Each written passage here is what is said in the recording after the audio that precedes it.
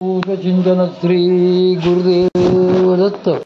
माझ्या सद्गुरू साधक बंधू भगिनींनो, आपण आता कालपर्यंत आहार विहार या संबंधी वाचन पाहिले.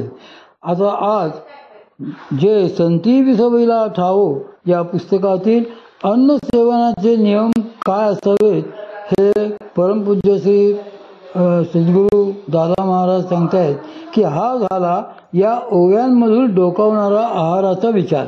याचा अर्थच असा आहे की साधना काळात सात्विक आहाराव्यतिरिक्त साधकाने शक्यतोवर वेगळे काही खाऊ नये. मऊ भात, मुगाचे वरण अथवा तूप जिऱ्याची फोडणी दिलेली मुगाची खिचडी, लोणी भाकरी अशा गोष्टीही आहारात घेता येतील, पण त्याने शक्यतोवर पचायला जड असा आहार घेऊ नये. मग त्याने गावात जाऊन पोळी भाजी मागून खाऊ नये. उपवासाच्या नावाखाली शिंगाडाच्या पिठाचे घारगे, साबुदाण्याची खिचडी, वडे वगैरे खाऊ नये इत्यादी नियम त्यात आलेच. याचप्रमाणे काही शास्त्रीय कारणेही आहेत. कंदमुळे, फळे ही लवकर पचतात. जुना तांदूळ, मूग वगैरेही पचायला हलके असतात. बाकीचे पोळी भाजी भाकरी हे अन्न पचायला साधारणपणे 6 ते 8 तास लागतात. शिवाय आपण जर बटाटे वडे, भजी, पापड वगैरे तळलेले पदार्थ खाल्ले तर तो पचनाचा काळ आणखी वाढतो. मग जेवढा अधिक वेळ ते अन्न आपल्या पोटात राहते तेवढा पोटात वायू तयार व्हायला लागतो. आपण जेवढे अधिक खाऊ तेवढे ते पदार्थ पचवण्यासाठी पित्त आणि इतरही गोष्टींचे स्त्राव जास्त प्रमाणात होऊ लागतात. मग पचन संस्थेवर ताण देऊन न पचलेले अन्न पोटात अधिक काळ राहून त्यायोगे व्याधी वाढतात.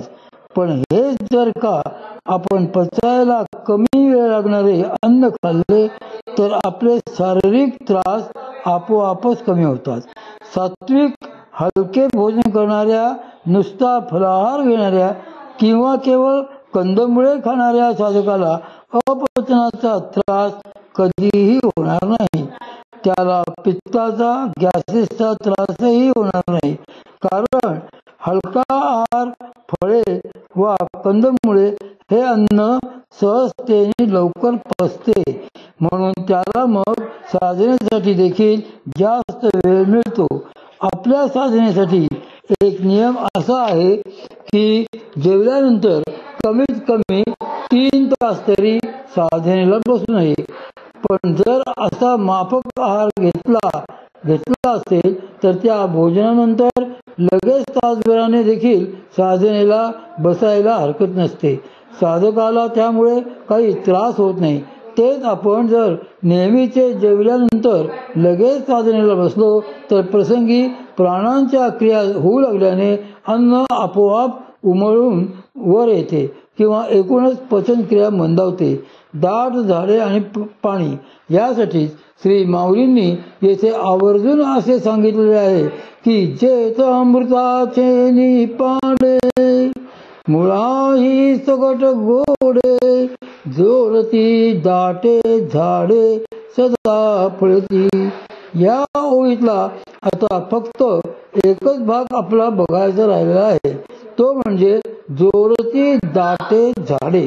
हा श्री माऊलींनी येथे झाडे दाट हवीत असे जे म्हटले आहे त्याचे कारणही त्यांनी पुढे दिलेले आहे, म्हणून आपणही त्यावर आज विचार करणार नाही. याची फक्त एकच बाजू आपल्याला येथे जाणून घ्यायची आहे की झाडे दाट असावीत म्हणजे काय. दाट झाडे याचा अर्थ वेगवेगळ्या प्रकारच्या फळझाडांच्या जाती तेथे असाव्यात आणि त्या झाडांना व्यवस्थित पाणी मिळून त्यांची निगराणी योग्य तऱ्हेने होत असावी. त्या झाडांवर ऋतुचक्रानुसार उत्तम दर्जाची निरोगी फळे येत असावीत. एवढेच त्याचा अर्थ आता लक्षात घ्यावा. या ओवीवर नंतर पुढच्याच ओवीत ही माऊली असे सांगतात की पाऊला पाऊला उदके, वर्षा काळावीन अतिचोखे, निर्धरे का विशेषे सुलभे जेथे. सिद्धस्थानी राहणाऱ्या साधकांना तसेच तिथल्या फळझाडांना बागेलाही पाण्याची आवश्यकता असणारच. म्हणून अशा स्थानावर पाणी आहे का नाही तेही बघावे असे श्री माऊलींनी सांगितलेले आहे. ते पाणी सुद्धा कसे असावे याचे उत्तर ते असे देतात की पाऊला पाऊला उदके वर्षा काळावीन अति चोखे. याचा शब्दशः अर्थ जर आपण घेतला तर पावलोपावली पाण्याचे एक एक डबके असावे असे वाटेल, पण श्री माऊलींना तसा काही अर्थ येथे अभिप्रेत नाही. त्यांच्या सांगण्याचा मतीचा अर्थ असा आहे की त्या ठिकाणी पाणी भरपूर उपलब्ध असावे.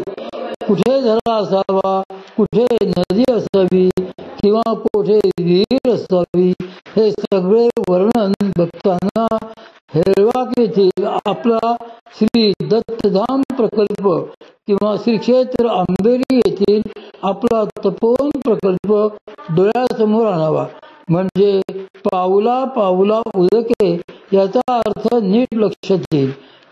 येथेच पुढे श्री माऊलींनी वर्षा काळावीन अतिचोखे असेही सांगितलेले आहे. त्यातला अतिचोखे हा भाग आपण आधी बघू. उदकाचे विविध प्रकार. आपल्याला वरून दिसायला जरी सगळे जल सारखेच दिसत असले तरी आयुर्वेदाने आणि रसशास्त्राने उदकाचे गुणानुरूप विभिन्न प्रकार सांगितले आहेत. उदकाचे असंख्य प्रकार अस्तित्वात आहेत. त्यापैकी घृतोदक, शैलोदक, संजीवनी उदक, चंद्रोदक, रक्तोदक, कृष्णोदक, विषोदक, तप्तोदक, गंधोदक अशा काही प्रकारांचा उपयोग रसशास्त्रात पारदबंधनादी क्रियांकरिता केला जातो.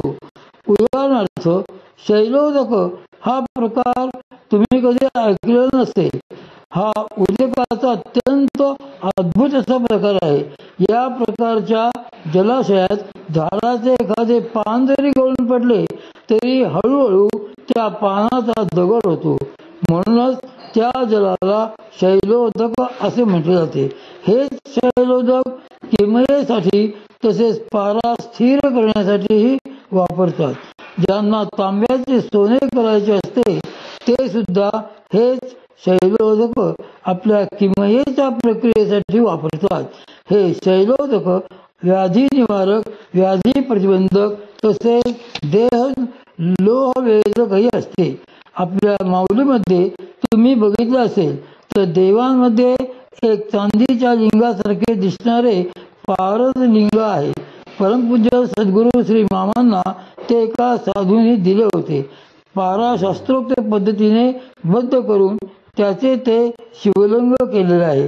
पारा एरवी स्थिर राहत नाही, पण शैलोदकात टाकून विशिष्ट वनस्पतीच्या रसांसह जर तो ढवळला तर हळूहळू स्थिर होतो. हा शैलोदकाचाच एक गुण आहे. ते साध्या पानाला दगड करू शकते, तसेच पाराही स्थिर करू शकते.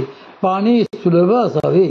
श्री माऊली येथे ज्या उदकासंबंधी बोलत आहेत ते साधेच पाणी आहे, पण ते अतिचोखे असले पाहिजे. शिवाय ते वर्षा काळावीन ही उपलब्ध असले पाहिजे असे श्री माऊली सांगतात. आमच्याकडे फक्त पावसाळ्यातच पाणी असते असे व्हायला नको. परमपूज्य श्री मामा म्हणत की श्री माऊलींना येथे जे पाणी असणे अभिप्रेत आहे ते मारवाडच्या विहिरीसारखे नाही. राजस्थानात मारवाडमध्ये काही ठिकाणी एक बादली पाणी विहिरीतून काढायचे तर त्याच्या दुप्पट पाणी शेंदाण्याच्या डोळ्यातून वाहते. एवढी तेथे पाण्याची मारामार असते.